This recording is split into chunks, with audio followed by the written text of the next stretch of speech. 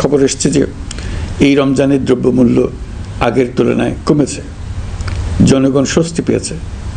দাম নিয়ন্ত্রণে এই প্রচেষ্টা চলমান থাকবে। প্রিয় দেশবাসী, গত 16 বছরে শেখ হাসিনা যে ভয়াবহ লুটপাট কায়েম করেছিল, আপনারা সেটার ভুক্তভোগী ছিলেন। ছাত্র জনতার অভ্যুত্থানের মুখে তারা পালিয়ে যাবার সময় এক লণ্ডভণ্ড অর্থনীতি রেখে গেছে।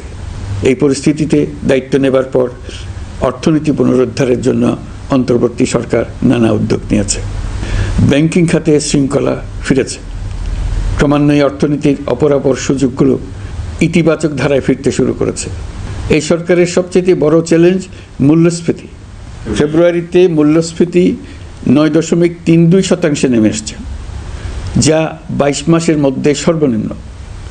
আগামী জুন মাসের মধ্যে এটি 8% নিচে নেমে আসবে বলে আশা করছে। দেশের ধ্বংস